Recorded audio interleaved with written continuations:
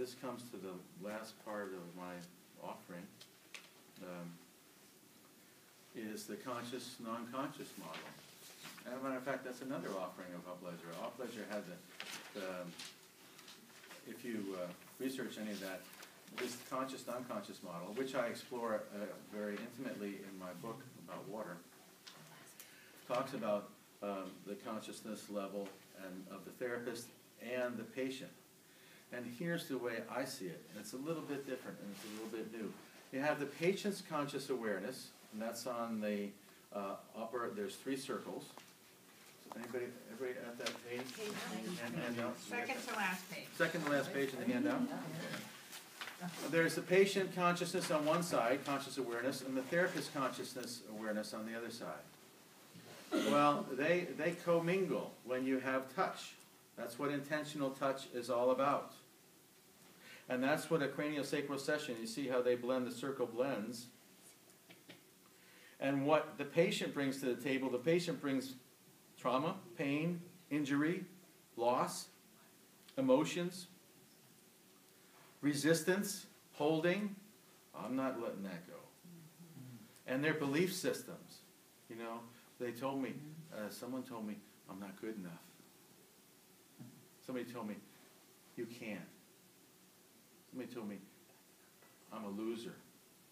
Somebody told me, yeah, it's impossible. If you bring those beliefs with you all your life, how much holding is there?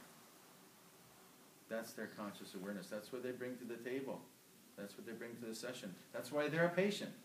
It's not something, that doesn't mean they're a second-class citizen. They're us. They're us. One of the best learnings we can learn as a therapist is to be a patient, because that's where the growth comes from. And we're on the other side of the coin in this instance. What do we bring to the table? Well, we bring to the table the notion that we're going to blend and trust. We understand the craniosacral process. We understand the somatoemotional process, because sometimes there's emotions held in the body.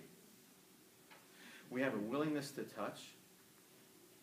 If you wanted those 4 tenets, here they are.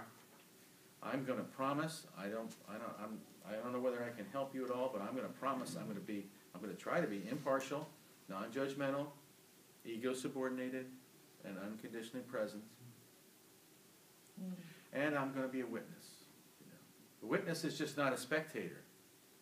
A witness is one that says, I attest to what's happening. And when someone's feeling miserable, or they've been in pain, or they've lost hope, or they haven't gotten better, they have chronic disease, and they tell someone else how badly they suffer, and you say to them, you know, I hear you. I hear you. I can't imagine what that's like. That they just can say to themselves inside, oh, thank God someone has heard me. Someone knows I've suffered.